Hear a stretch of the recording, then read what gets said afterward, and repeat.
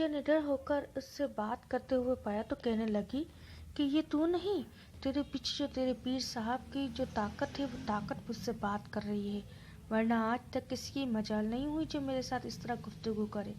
اتنا کہہ کر وہ غائب ہو گئی۔ اس کے جانے کے بعد میں وہاں سے واپس آ گیا اور رات کا پہر شروع ہونے لگا تھا، اس لیے میں وہاں سے آ کر سونے کے لیے لیٹ گیا۔ اب یہ میرا روزانہ کا معمول بن چکا تھا کہ میں روز شام جلد سو جاتا اور رات بچوں کے ساتھ کھیلتے ہوئے گزر جاتی۔ فجر کی نماز پڑھ کر میں سو جاتا۔ اس طرح دن گزرتے رہے کہ کچھ دنوں بعد ہی مجھے میرے پیر صاحب نے پولٹری فارم سے آگے، جہاں میں رفع حاجت کے لیے جایا کرتا تھا، اسی اطراف میں مچھلیوں کا ایک فارم بنایا اور اس کی دیکھ بھال کا ذمہ بھی میرے حوالے کیا۔ وہاں پر ایک مزدور رہتا تھا، لیکن میرے حوالے ذمہ داری تھی کہ میں وہاں کا بھی آتے جاتے خیال رکھوں۔ جب وہ شخص جو مچھلیوں کے فارم کی دیکھ بھال کرتا تھا وہ وہاں نہیں ہوتا تو میں اس کا کام بھی کر دیا کرتا تھا اور وہاں فارم کی نگرانی بھی کیا کرتا تھا۔ جب ایک مرتبہ وہ شخص جو مچھلیوں کے فارم کی دیکھ بھال پر تھا وہ کچھ دن اپنے گھر گیا ہوا تھا تو پیر صاحب کے حکم کے مطابق میں وہاں مچھلیوں کے فارم کی دیکھ بھال کرنے کے لیے ٹھہر گیا۔ پیر صاحب نے کچھ دنوں کے لیے میری ڈیوٹی مچھلیوں کے فارم پر لگا دی تھی اور مرغیوں کے فارم پر ایک دوسرے شخص کو دیکھ بھال کے لیے رکھ دیا تھا۔ آج میں مچھلیوں کے فارم پر صبح سے مچھلیوں کی دیکھ بھال کر رہا تھا۔ اب دوپہر ہو چکی تھی، مجھے بھوک لگ رہی تھی۔ میں نے سوچا چلو کچھ کھانا بناتے ہیں۔ میں نے دوپہر کا کھانا بنایا، کھانا کھایا اور مچھلیوں کے تالاب کے پاس آ کر چارپائی پر بیٹھ گیا۔ بیٹھے بیٹھے مجھ پر غنودگی سی طاری ہونے لگی اور میں وہیں کچھ دیر کے لیے لیٹ گیا۔ کچھ ہی دیر میں مجھے نیند آ گئی۔ تھوڑی دیر بعد اچانک میری آنکھ کھلی تو میں نے دیکھا کہ ایک سانپ جو بہت بڑا تھا مچھلیوں کے تالاب کے کٹھے پر بیٹھا ہوا تھا۔ اس کا منہ میری طرف تھا۔ اچانک اتنا بڑا سانپ اپنے سامنے دیکھ کر میں بہت خوفزدہ ہو گیا۔ خوف کے مارے میں دم سادھے وہیں بیٹھا رہا۔ اس سے پہلے کہ میرے حواس کچھ بحال ہوتے، سانپ مجھے جاگا ہوا دیکھ کر بنا کسی قسم کے نقصان پہنچائے وہاں سے چلا گیا۔ جب میرے حواس کچھ بحال ہوئے تو کچھ دیر تو یہ واقعہ میرے ذہن پر سوار رہا، لیکن پھر میں نے اپنے ذہن سے اس خیال کو وہم سمجھ کر جھٹک دیا اور مچھلی فارم کا چکر لگا کر پولٹری فارم کی طرف چکر لگانے نکل گیا۔ قریباً آدھے گھنٹے بعد میری وہاں سے واپسی ہوئی۔ پھر جب تک میں جاگتا رہا اس سانپ کو میں نے وہاں نہیں دیکھا۔ اب رات ہو چکی تھی، میں سونے کے لیے لیٹ گیا۔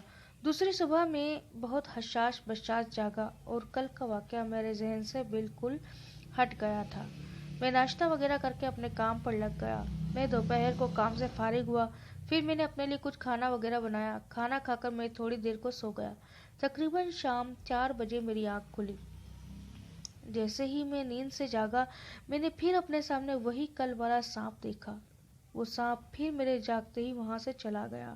اس کی نقل و حرکت دیکھ کر ایسا لگ رہا تھا جیسے وہ وہاں میری حفاظت کے لیے بیٹھا ہو۔ اب کہ میں بہت حیران ہوا اور اضطراب کسی کیفیت میں اس کے پیچھے چلا گیا، لیکن نہ جانے وہ سانپ میری نظروں سے کہاں اوجھل ہو گیا۔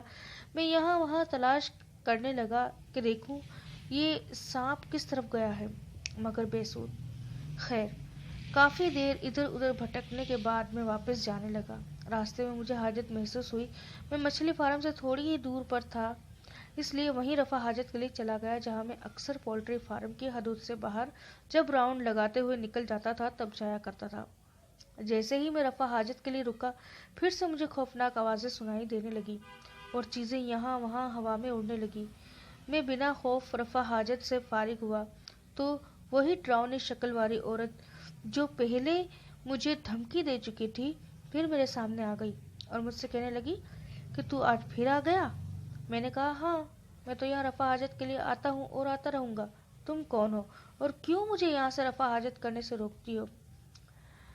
وہ مسکرانے لگی اور کہنے لگی کہ تو بہت نڈر اور بہادر ہے اور ساتھ ہی تیرے پیچھے تیرے پیر صاحب کا ہاتھ ہے، اس لیے تو اتنی بات پوچھنے کی ہمت کر گیا۔ اب تو نے پوچھا ہے تو میں اپنی کہانی بتاتی ہوں۔ میں ایک ہندو کی لڑکی ہوں اور آج سے بہت سال پہلے یہاں سے بہت ہی دور ایک گاؤں میں